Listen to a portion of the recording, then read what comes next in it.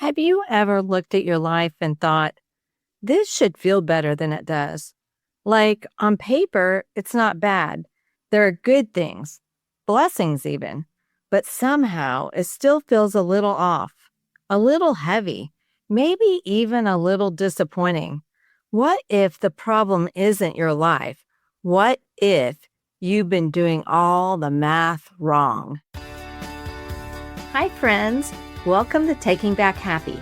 I'm your host, Gina Granville, God's girl, retired homeschool mom of 4, empty nester, GG, essential oil and exercise enthusiast, Christian life coach, and someone who is taking back her own happy.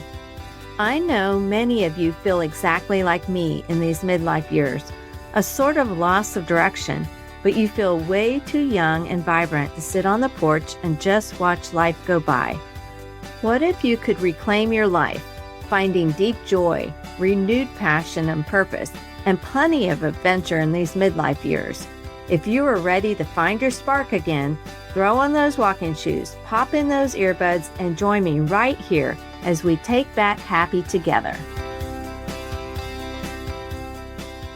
Hey, Taking Back Happy friends, are you ready to connect?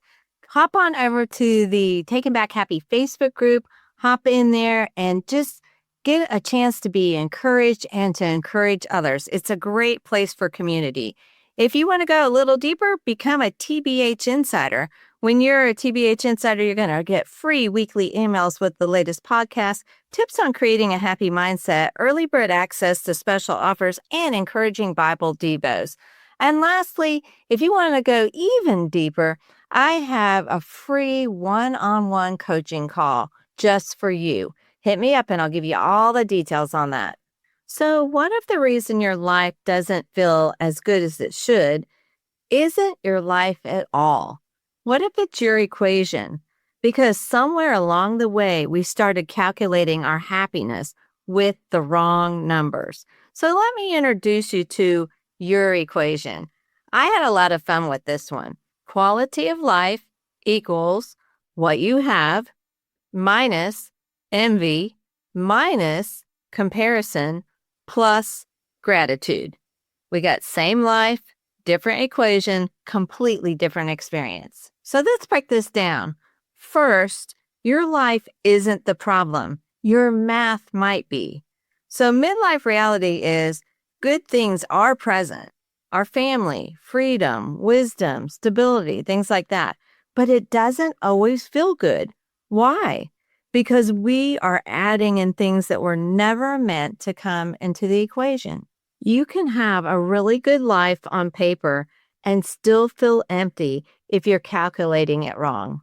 If we're going to do the math, let's start with the subtraction.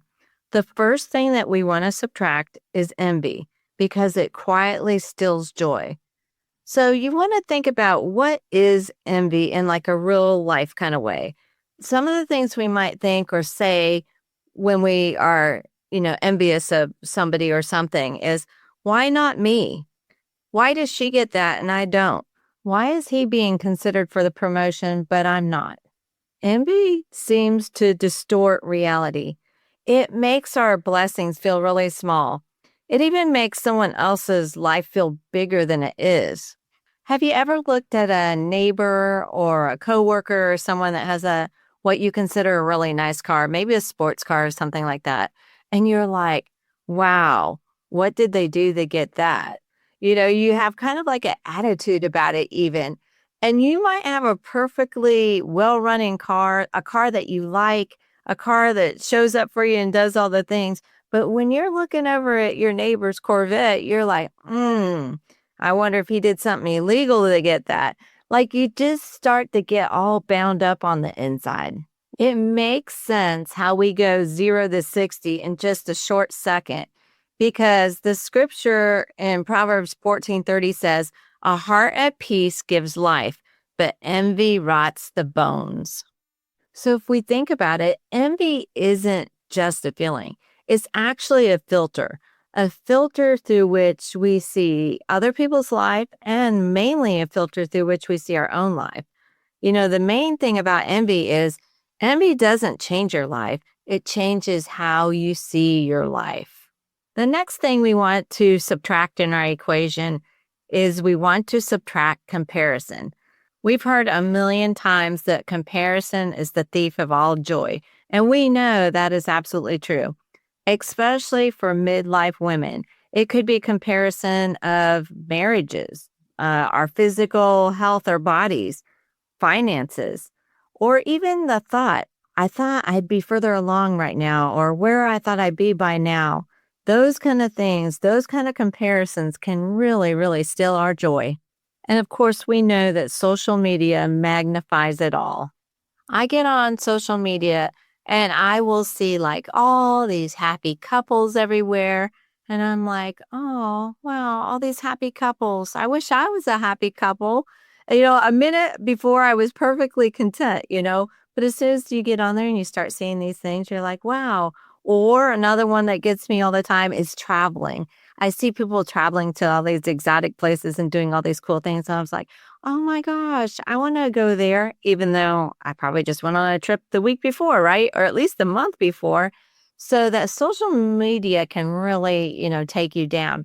One of the things I'm just so thankful for, and it really hurts my heart to think about it now, is that we did not have social media when my kids were younger and I was homeschooling because there was so much comparison already in homeschooling. And the more you compared, the more inadequate you felt, the more like you felt like you were failing your kids or you weren't giving them the education that they needed. Or, maybe you felt really confident about what you were doing, but then you saw somebody else doing something new and you're like, maybe I should be doing that thing. And it was just so hard to stay focused and content that this is where God put me. This is the kids he gave me. This is the way that he led me to teach them. I can't even imagine the pressure that the younger women have now while they're homeschooling their kids. And if that's you, if you are in that boat, I would encourage you to just close that social media and just trust yourself. You're doing a good job, girl. Just hang in there. Homeschooling is tough. It's not for wimps. You're doing a super great job. And here's the truth of the matter. Comparison equals measuring your real life against somebody else's highlight reel. Hebrews 12:1 says, "Let us run with perseverance the race that's marked out for us." So our race is ours. We do not need to compare our race with anybody else's. So now it's time to throw a little addition into our equation. Let's add in gratitude.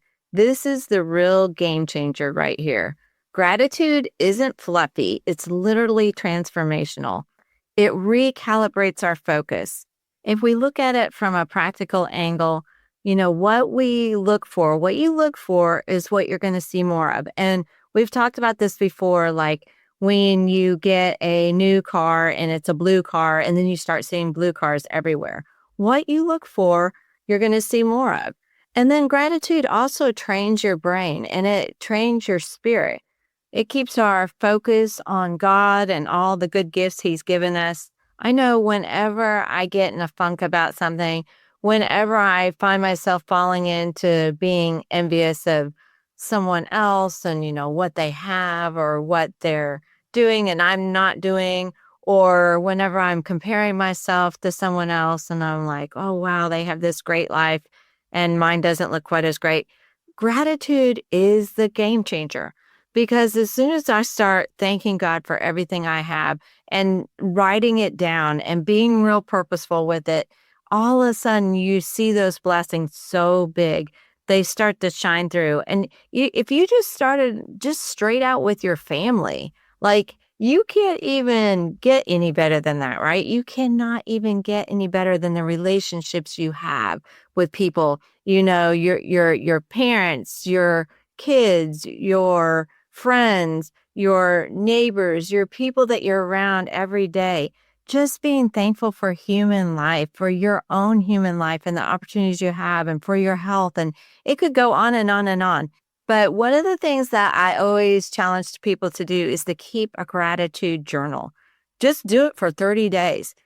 See how many things if you just did one a day, you'd have 30. But what if you did more than one a day? What if you challenged yourself to come up with as many as you could every single day and did it for 30 days and then looked at it at the end of the time to see, wow, that is a lot of things that I'm grateful for. The scripture tells us in 1 Thessalonians 5:18, give thanks in all circumstances. That is just black and white and pretty darn clear, right? So the key thing we want to focus on is gratitude doesn't ignore your life. It really reveals the goodness that's already in it. So when we're looking at our equation and we're subtracting the envy, we're subtracting the comparison, we're adding the gratitude, it kind of comes to the point where it's the same life, but it's a different experience. We can have two women that have the exact same circumstances, and one is really bitter and the other one is total peace. The difference isn't what they're going through. They might be going through the exact same thing. The difference is the equation. It's what they're subtracting and what they're adding in. You don't actually need a new life. You just need a new lens. So let's take a minute and check our math. The first thing we want to do is ask ourselves, where is envy showing up in my life? Number 2, where am I comparing?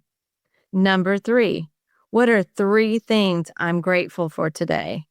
And then we can just enjoy journaling that down or taking voice notes on our phone or something like that, where we can look back and we can just see a life that really is exactly what we were talking about. Not a new life, because we don't need a new one. We just have a whole new lens that we're seeing it through. So my Taking Back Happy friends, maybe today, nothing about your life actually changed. Your circumstances are still the same. The people are in it are still the same. They're still peopling, doing their thing. The responsibilities you have are still the same. But what can change? Starting right now, starting right this minute, this is actually your equation. You can begin to notice where envy has quietly been taking more than it gives. You can catch that comparison before it convinces you that you're behind and you're lacking something in your life. And you can choose on purpose to add gratitude back into places you have been overlooking. Because here's the truth. You don't need a different life to experience a better life. You need a different lens. You need a different equation. And when you change the way you measure your life, you will change the way you feel about your life.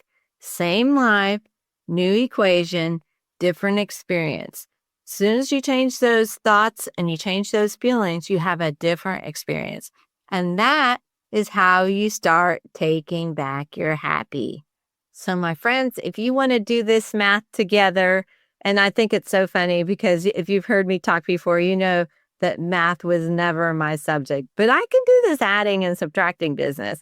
So if you want to get in with some other women who are adding in and subtracting in the things that we need for just a healthier, stronger, better life, a better lens to view what we already have before us, then hop on into that Facebook group. Until next time, do your math and let's take back happy together. If this podcast blessed and encouraged you today, I'd love for you to share it with your friends. You can take a screenshot and share it in your stories, but make sure you tag me at Gina Granville so we can connect. You can find me on Facebook, Instagram, and TikTok. Make sure you join my Taking Back Happy Facebook group. I'll meet you back here soon, and we'll continue taking back happy together.